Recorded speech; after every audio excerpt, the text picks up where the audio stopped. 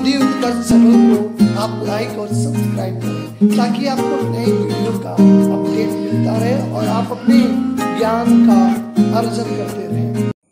प्रिय विद्यार्थियों, आज हम सभी कैदी और कोकिला के भाग 2 का अध्ययन करेंगे। माखनलाल चतुर्वेदी की एक कविता जेल प्रवास के अंतर्गत, यानी जब वो स्वतंत्रता आंदोलन के लिए जेल में गए हुए थे तभी इस कविता की रचना की थी। जेल के अंदर चूँकि एक कोयल को देखते हैं जो रात्र में बोलती है, गुंजमान करती है, उसकी स्वतंत्रता को देखकर काफ़ी आहत होते हैं और उससे उलाहना देने के दृष्टिकोण से ये कविता की रचना करते हैं। कहते हैं, कोयल तुम अर्धरात्रि को क्यों बोल रही हो? लगता है तुम्हारे बोलने में कोई न कोई कुछ न कुछ कारण है, कुछ न कुछ उसका कार्य का उद्देश्य है, क्योंकि तुम तो सौभाग्य प्राप्त है, तुम स्वतंत्र हो। क्योंकि स्वतंत्रता हर व्यक्ति को प्रिय होती है, हर व्यक्ति आज़ाद होना चाहता है। तो कहते हैं कि तुम्हारे बोलने में लगता है कोई उद्देश्य है। आज मेरी दीनहीन दशा है क्योंकि मैं आज चोर, डाकुओं और बटमारों के साथ रहता हूँ, जबकि तुम स्वतंत्र रूप से रहती हो। कहते हैं कि मुझे तमाम काम करने पड़ते हैं। मुझे अब जीवन की जो बैल कोलू की जो चरचक चू हैं, उसी तरह मेरी अब जीवन की तान हो गई है। मेरी उंगलियां अब गिट्टियां फोड़ती हैं, लेकिन मैं उसे दुख नहीं मानता हूँ। वह मुझे अपने एक कार्य का हिस्सा मानता हूँ। अब मुझे जो ये सब जिंदगी के एक अंग लगने लगते हैं। ये सब हमने पहले भाग में अध्ययन किया था। आइए दूसरे भाग में आगे की पंक्तियों का अध्ययन करते हैं। जो पंक्तियाँ इस प्रकार हैं। बेदना बोझ वाली सी कोकिल बोलो तो, कहते हैं तुम्हारी वेदना में कोई भारीपन है, कोई बोझ है। कोकिल बोलो तो क्या लूटा? क्या तुम्हारा कोई किसी ने कुछ लूट लिया है? मृदुल वैभव की रखवाली सी, या तुमने कोई मधुर खजाना तुम्हारे पास था जिसको किसी ने लूट लिया है? कोकिल बोलो तो, ए कोकिल तुम बोलो क्यों हुई बावली? क्यों तुम इस पागलों के जैसे तुम व्यवहार कर रही हो? अर्धरात्र की चीखी कोकिल बोलो तो, आधी रात बीत गए हैं और तुम बोल रही हो कोई तुम्हारा कुछ लूट लिया है। कोकिल बोलो तो, किस दनावल की ज्वालाएं देखी? दनावल मतलब जंगल में लगने वाली आग को कहते हैं। कहते कहीं जंगल में आग लगी है, उस आग को देखकर तुम बेचैन हो गई हो। तुम्हारे जंगल में जहाँ तुम रहती हो उसमें कहीं आग की लपटें दिखाई दी हैं। दनावल मतलब जंगल में लगने वाली आग। तो लगता है उस जंगल में कहीं आग लग गई है। उस आग को देखकर तुम ज़्यादा देखी हो और उतावलापन तुम्हारे अंदर आया है। कोकिल बोलो तो, क्या देख न सकती जंजीरों का गहना? क्या तुम मेरे यहाँ बड़ी ऊंची बात। माखनलाल चतुर्वेदी जी कहते हैं, अंग्रेज हथकड़ियाँ बांध के रखते थे, जेल में तमाम यातनाएं देते थे ताकि भारतीय वो टूट जाएं और अंग्रेज़ों की गुलामी को स्वीकार कर लें। इसलिए आज वो अपने बंधे हाथों में जो जंजीरें होती हैं उसको सामान्य चीज़ न कहकर कहते हैं कि देखो ये गहना है। हथकड़ियाँ क्यों? मैं इसे हथकड़ी नहीं कहता हूँ, ब्रिटिश राज का गहना है, ये ब्रिटिश राज्य का आभूषण है। बड़ी ऊंची बात यहाँ पे माखनलाल चतुर्वेदी जी कहते हैं कि ब्रिटिश राज्य का ये गहना है, यानी ये सामान्य चीज़ें नहीं हैं। और जो काम कराते हैं, शारीरिक यातनाएं देते हैं, जैसे कोलू का चरचक चू अब जीवन की तान बन चुका है। गिट्टियों पर उंगलियों ने गान लिख दिया है।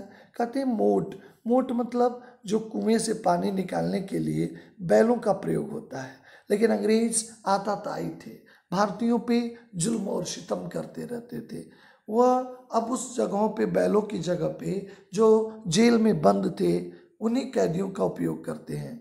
इस प्रक्रिया से कभी भी गुजरता है। वो कहता है कि आज अंग्रेज़ों ने मुझे मोट में लगाकर जो मेरे पेट पे जुआ लगा दिया। जुआ मतलब जिसमें बैलों को रखा जाता है, जिसमें बैलों को जोड़ा जाता है।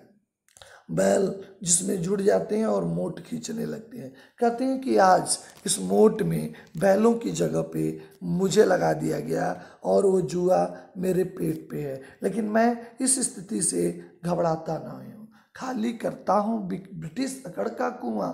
कहते हैं कि जो कुआं मुझे सामान्य नहीं, ये ब्रिटिश का कुआं मुझे आज दिखाई देता है, उसके अहंकार को मैं कम करता हूँ। उसमें कि जो पानी है, जो कुएं का, मुझे तो लगता है कुएं का पानी नहीं, मैं ब्रिटिश की जो अकड़ है उस ब्रिटिश की अकड़ रूपी कुएं का पानी मैं निकाल रहा हूँ। देखिए, अहंकार एक बड़ा घातक तथ्य है। अहंकार व्यक्ति के पतन का कारण होता है। व्यक्ति को अहंकार नहीं करना चाहिए, क्योंकि अहंकार करने से व्यक्ति पतन की ओर जाता है। लेकिन स्वाभिमान यानी सेल्फ रिस्पेक्ट भी बहुत ज़रूरी है। अगर आप अभिमान और स्वाभिमान में बहुत मामूली सा अंतर रहता है, इसलिए कभी भी व्यक्ति को अहंकार नहीं करना चाहिए। चूँकि ब्रिटिश जिनका सूर्य अस्त नहीं होता था, ऐसा कहा गया है कि जिनका अंग्रेजों का सूर्य अस्त नहीं होता था, इसीलिए यहाँ पे कभी कहता है कि ब्रिटिश की जो अकड़ है मैं उसकी कुएं को खाली कर रहा हूँ। कोयल से कहता है कि हे कोयल, आज तुम्हारी अर्धरात्रि को क्यों इस तरह मेरे प्रति करुणा जगी है? तुम क्यों आकर कुछ न कुछ संदेश के रूप में बोल रही हो? हे रुलाने वाली कोयल, तुम क्यों दिन में जो तुम्हारी करुणा क्यों जगी है? इसलिए रात में गजब ढा रही है आली, रात में इस तरह के तुम वज्रपात कर रही हो। इस शांत समय में, अर्धरात्र के समय में, जब सभी चराचर जगत की सभी चीज़ें, चाहे वो लिविंग थिंग हो चाहे वो नॉन लिविंग थिंग हो, सभी लोग शांत हैं, सभी लोग अपने शयन और विश्राम में लगे हुए हैं। लेकिन अर्धरात्र को आप क्यों भेद रही हो? इस अंधेरे को तुम क्यों तोड़ रही हो रही हो क्यों? अंधकार को भेद रो रही हो क्यों? इस अंधकार को भेद कर, ये जो अर्धरात्र की अंधेरा है, इसको तुम भेद कर क्यों रो रही हो? कोकिल बोलो तो। ए कोकिल, मैं तुमसे प्रश्न करता हूँ। हे कोयल, मैं तुमसे पूछ रहा हूँ, इस अंधेरे को भेद कर क्यों तुम रो रही हो? क्यों? क्या तुमको भी मेरी तरह किसी ने यातना दी है? क्यों? इसका तुम मुझे जवाब दो। चुपचाप मधुर बीज, क्या तुम इस अंग्रेजों की शासन, कुशासन, जो यातनाएं हैं, इस पे तुम मधुर विद्रोह बीज बो रही हो? तुम इसका विद्रोह करना सीख रही हो? इस भांति बो रही हो क्यों? कोकिल बोलो तो।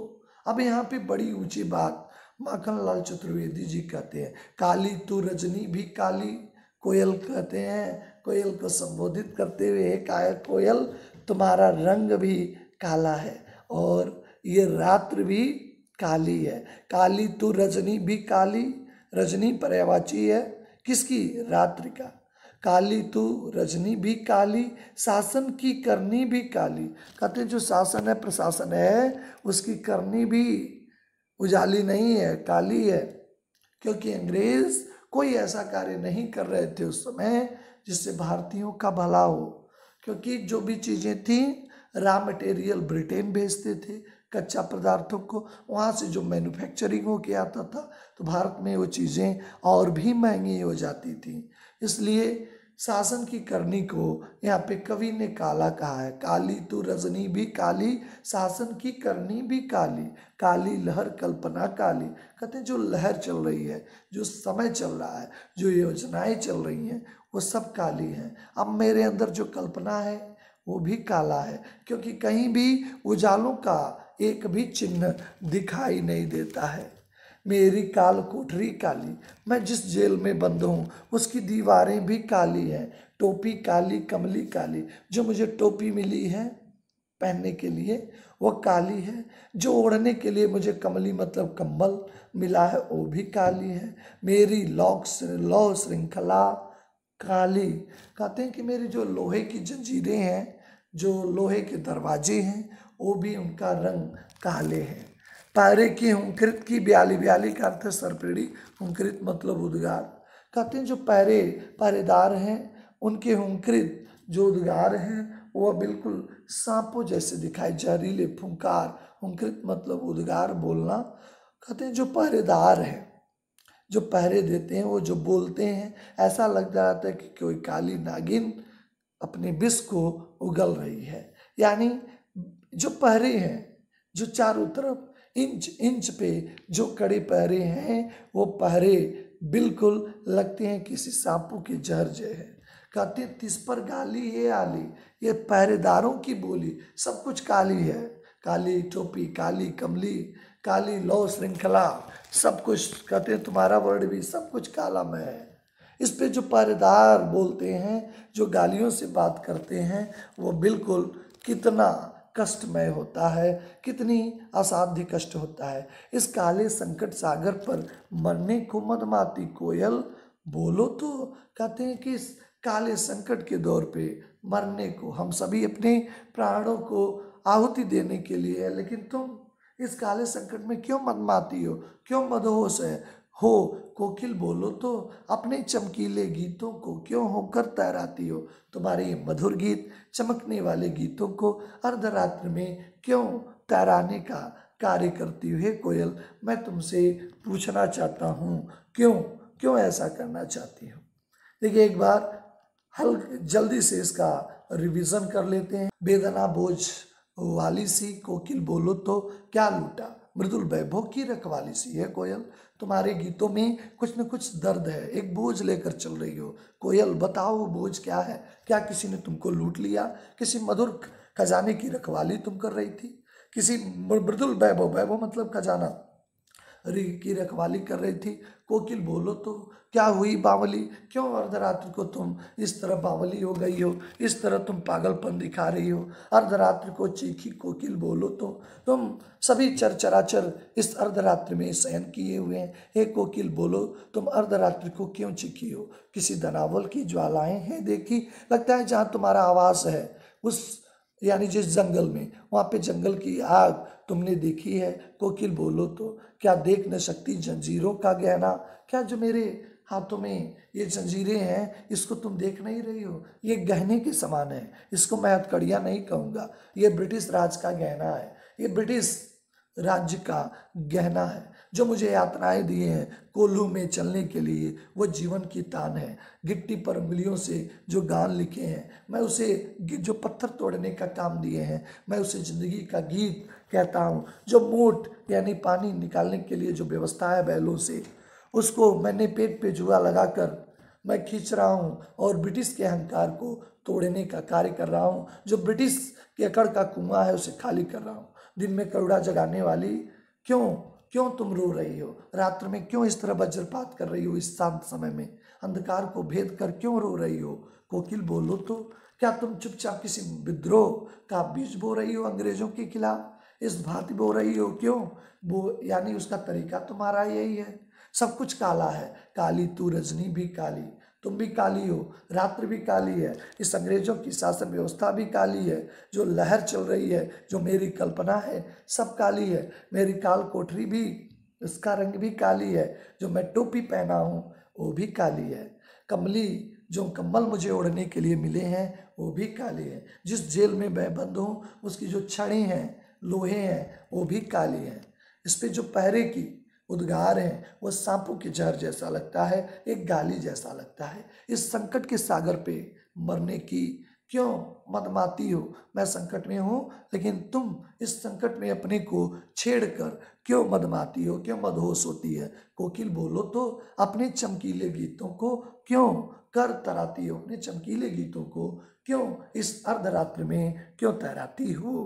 कोकिल बोलो। इस प्रकार ये माखनलाल चतुर्वेदी जी निश्चित तौर पे कोयल जो अर्धरात्र में बोलती है उसको आधार बनाकर वह देश के उन सभी स्थितियों पे प्रकाश डालते हैं जो अंग्रेजों का शासन व्यवस्था है, जो अंग्रेजों की यातनाएं हैं, उस पे वो प्रकाश डालते हुए नजर आते हैं।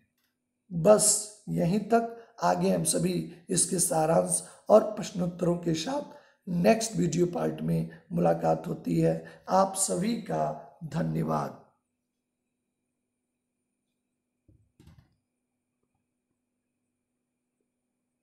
वीडियो पर चैनल को आप लाइक और सब्सक्राइब करें ताकि आपको नई वीडियो का अपडेट मिलता रहे और आप अपने ज्ञान का अर्जन करते रहें।